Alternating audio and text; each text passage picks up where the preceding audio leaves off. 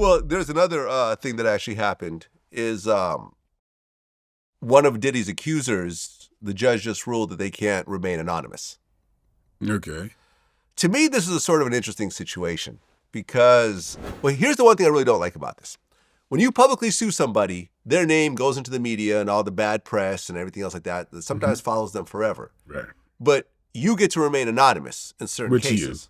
The accuser? Accuser. Right, yeah. The person who's suing. Yep.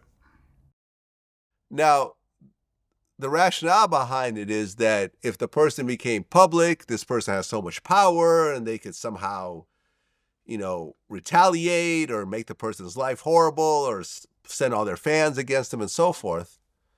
But that to me just seems unfair because if that person loses the lawsuit, nothing ever happens to them. They get to go back to their normal lives and, they had a lawyer on contingency, so no money, came out of their pocket and so forth. But that person still has to hold that forever. To me, I feel if you want to sue someone anonymously, the person you're suing, they should hide that lawsuit as well. That should be a private affair. If you want to go public, everyone should be public. If you want to go private, everyone should be private. Sounds kosher. But that's not the law. So a lot of times, look, I read through this whole lawsuit with this little Rod guy. He really was there and there's photos. Listen, the story gets actually really crazy. One part of the lawsuit talks about how Diddy and his son Justin were at the studio and they went to the back room, to the bathroom, and they shot this guy. And then shot this guy? Yeah, so this guy got shot multiple times, in the leg. And they convinced everyone not to say anything, and they took him outside and said that he was shot in a drive-by. Mm-hmm. But really, he was shot by either Diddy or his son. And then there's pictures of all the blood in the bathroom and everything else like that, which proves that he wasn't shot outside. They even included an article saying the guy was shot outside. So there's shootings and all types of other insane stuff in this lawsuit. So I don't know how much of this stuff is true. A lot of it sounds non-believable. This is a great Netflix series. Oh yeah, Surviving Diddy. Yeah, I missed that episode. Did he do it? I didn't know. Yeah, I didn't. Did he or didn't he? I am just on the fringes. I never even heard all that type stuff. Mm-hmm. Yeah. With you hanging around Puffy, what did you think overall? His personality. I interviewed him one time. Me and him have had brief conversation in clubs, but I don't know him. What would I say publicly? Yeah, again, I don't see celebrity. I just see the person. I thought there was a lot of, I don't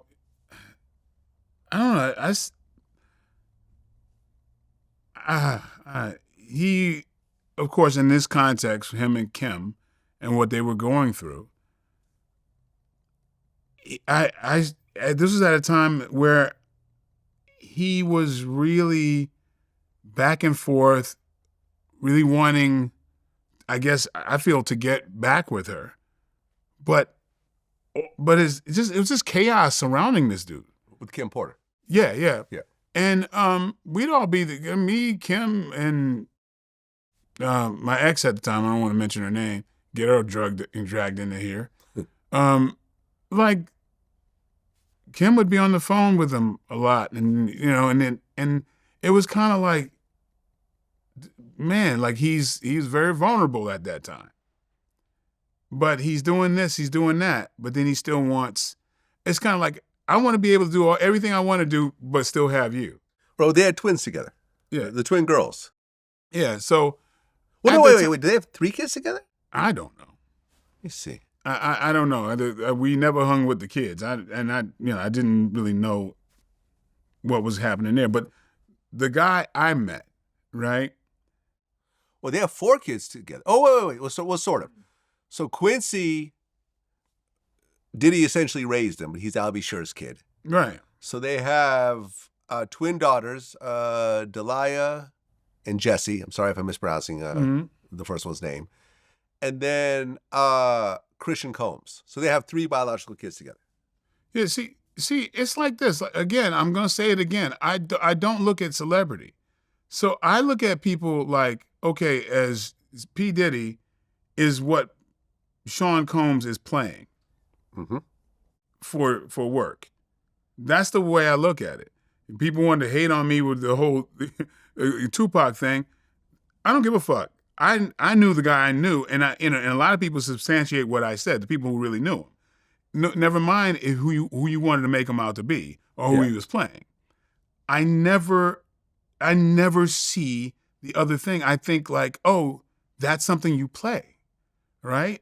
And I don't hold that. That's your gig, is over here.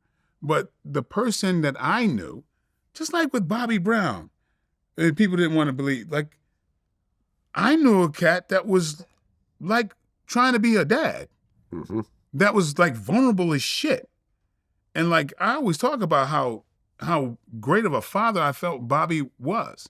People don't want to believe that shit. I believe it. You know, but Bobby is one of the nicest people on the fucking planet. He is such a beautiful, loving person, but everybody want to paint him to be something else. He's just his heart is this big. At the time, Puffy, the one that I knew, he was in a vulnerable place, and then of course, that don't look like the guy when I turn the channel, who's like really, acting like a rapper. I'm going, that ain't the same dude. Like, but I just feel like it's Revenge of the Nerds, man. This whole industry is Revenge of the Nerds, dude. Mm-hmm. Like, these people, the majority of us are fucking nerds. Yeah. Who got a chance to be famous, and they're playing their alter ego. It's actually fucking hilarious to me. It goes across the board. Do people think, okay, erase the money. Look at Diddy, how you normally see him if you never see him before. Does he come off as somebody, I mean, do you not see that there's probably a performance going on?